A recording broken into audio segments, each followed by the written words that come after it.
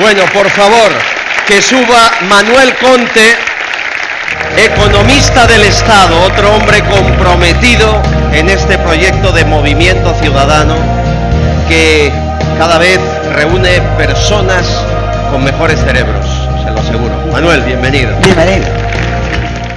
La Comisión Europea, a veces criticada, es una burocracia extremadamente eficiente y cualificada. Hay mecanismos y políticas de cohesión.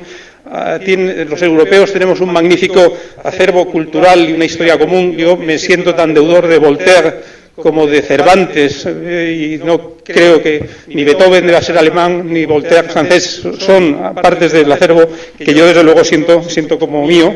Y esta idea de la ciudadanía europea en realidad no es nueva, porque la incorporó Felipe González a uno de los antiguos tratados de la Unión Europea y fue verdaderamente pionera. A mí me parece importante porque nos debemos vacunar contra los nacionalismos. Yo, sinceramente, tuve la suerte de cursar de pequeño en el colegio formación del espíritu nacional y dijo que tuve la suerte porque me vacunó contra el nacionalismo. Ahora bien, yo creo que el nacionalismo español...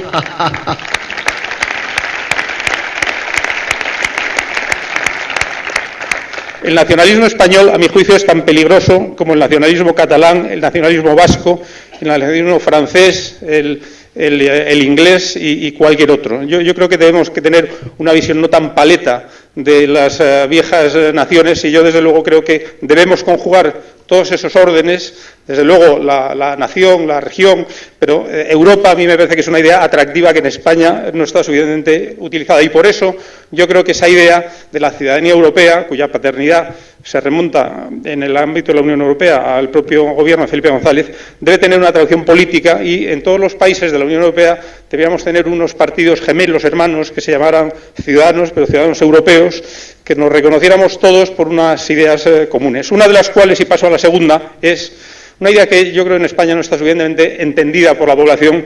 Es un principio, tenemos en la Constitución, en la defensa de la libre empresa, del espíritu emprendedor, de la iniciativa privada y de la responsabilidad individual. Yo, como se ha dicho, soy funcionario del Estado, lo he sido prácticamente toda mi vida, técnico comercial, economista del Estado, pero precisamente por eso, porque sé lo que soy y sé de lo que carezco, admiro profundamente a los emprendedores y a los buenos gestores. Y es más, creo que la prosperidad de los países no depende de las buenas intenciones de los políticos, de la pluralidad de derechos que estén recogidos en la Constitución, sino que depende esencialmente de la pujanza y de la competitividad de las empresas y del tejido empresarial.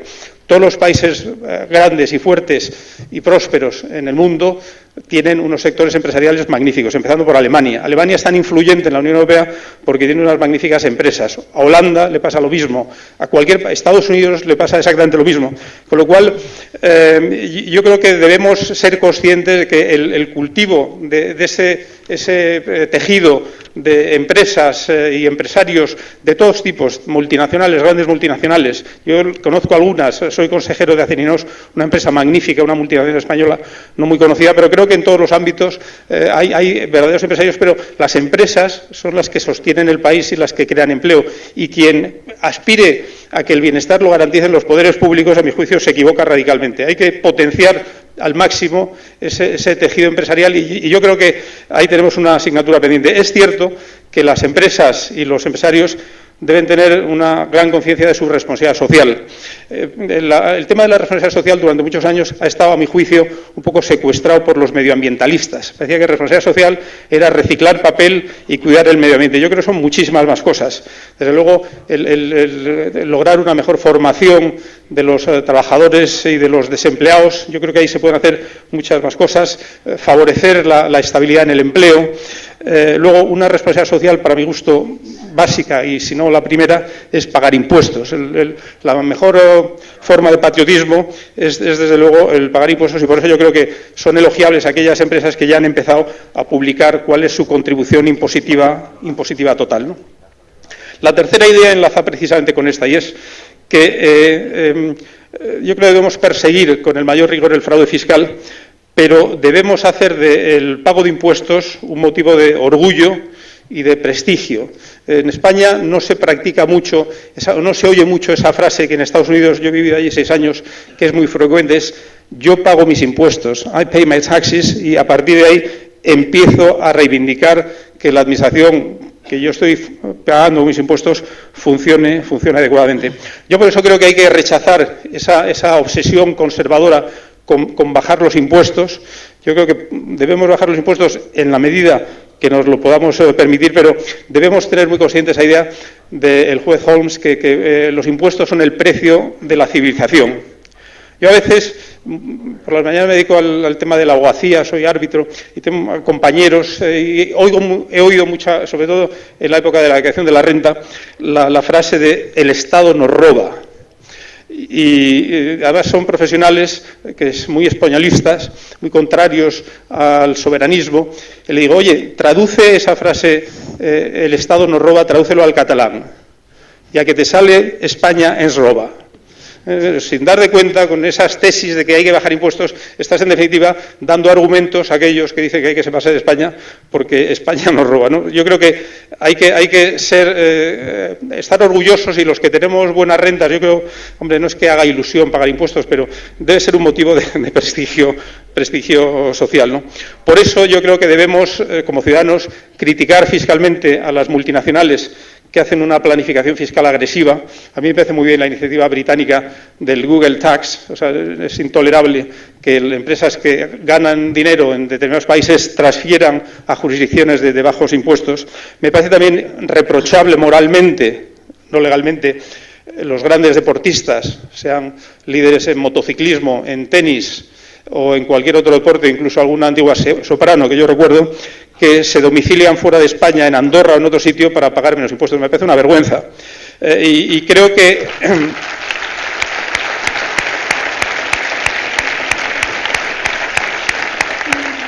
Y yo he dicho alguna vez, medio en broma, medio en serio, pero el rey, que recibe con tanta regularidad a corporaciones y a personas ilustres, yo creo que alguna vez en la vida debía ofrecer una recepción para agasajar a los mayores contribuyentes del reino y ofrecerles por lo menos unas palomitas o unos cacahuetes, ¿no?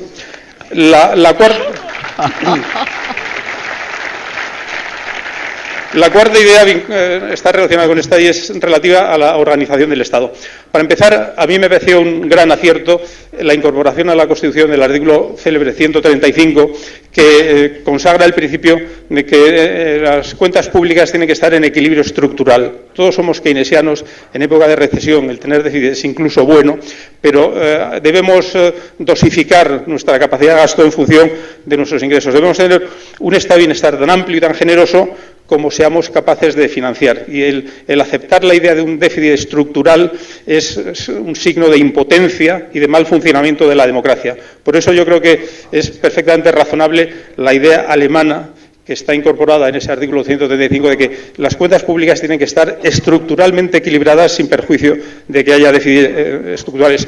Y por eso pienso que los partidos de izquierdas, algunos de los cuales se reclaman o se dicen republicanos, en el fondo son más monárquicos de lo que creen, porque creen en los reyes, pero el problema es que creen en los Reyes Magos y piensan que tiene que haber alguien que nos financie y además que esté dispuesto en su momento a aceptar quitas. En fin, es un verdadero disparate el criticar esa reforma, que a mí me parece elogiable. Para estar en la Unión Europea y en el euro hay que cumplir unas condiciones mínimas que impartan confianza al resto de socios. Lo que no se puede ser es un irresponsable fiscal y luego pedir la solidaridad de los colegas. O sea que el 135 es yo creo también que es un enorme acierto en nuestra Constitución la figura de la monarquía parlamentaria. Pensemos, por ejemplo, en Estados Unidos, una figura tan elogiable, a la que yo desde luego votaría con los ojos cerrados. Sí, me queda un minuto. El presidente Obama. Bueno, el presidente Obama es odiado por una parte de la población americana y por el Tea Party, precisamente porque la lógica política llega a que un jefe de Estado, por muy jefe de Estado, le cuesta representar a todo el país si es selectivo.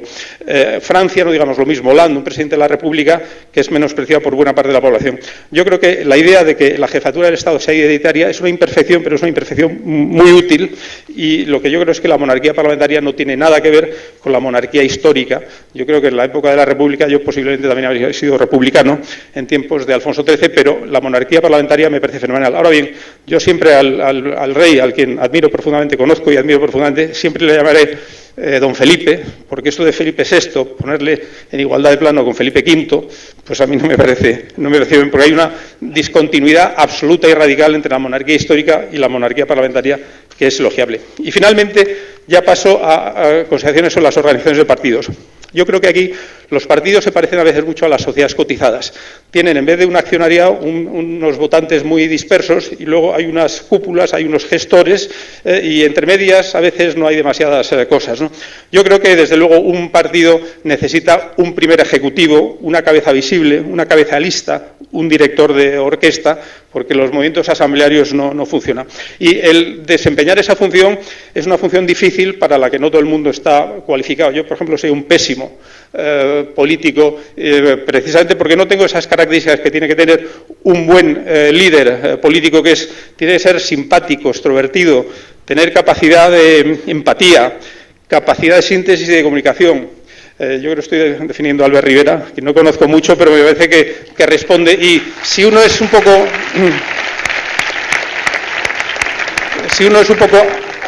Me sigue quedando un minuto, lo agradezco. Esto se reproduce.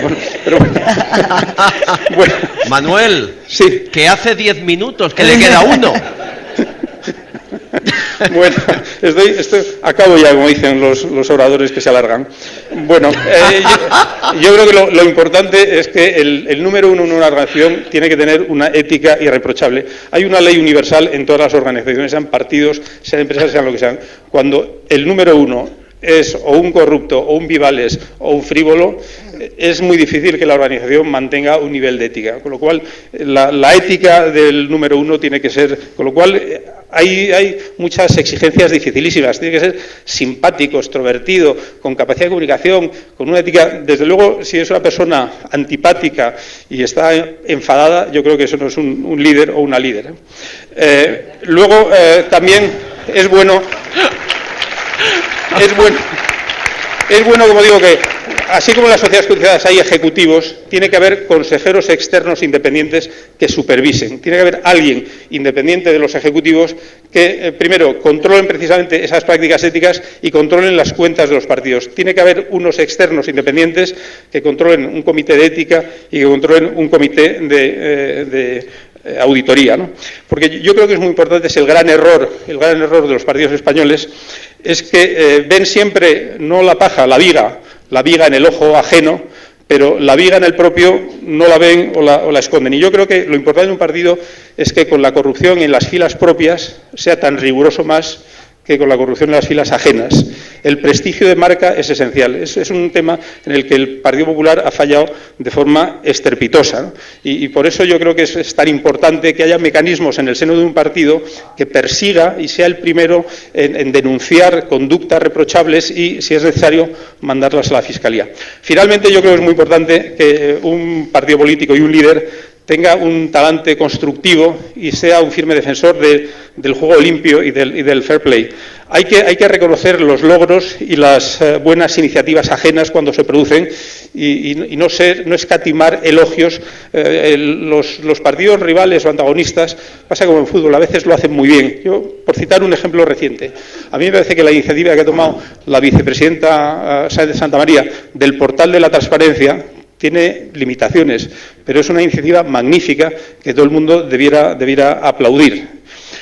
Por eso yo creo que en política pasa exactamente lo mismo que en fútbol. Hay que introducir reglas de cortesía, hay que decir no a la violencia, no a los insultos y no a esa figura que yo a veces veo en muchos medios de comunicación, que es lo que llamo los odiadores profesionales, aquellos que viven de la exhibición pública de sus odios. Es una profesión que a mí me repugna y que nunca compartiré. Bueno, concluyo ahora sí de verdad.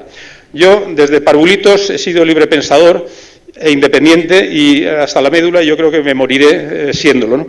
Pero colaboraré con mucho gusto con Ciudadanos, no porque tenga, como yo creo que ya ha quedado claro, ninguna aspiración o vocación política, sino por un impulso ético que a mí me parece que captó el presidente Kennedy Bien es verdad que una vez que lo habían elegido, en una frase que a mí me parece memorable y que nos debe servir de inspiración. No preguntes lo que tu país puede hacer por ti, pregúntate lo que tú puedes hacer por tu país. Muchas gracias.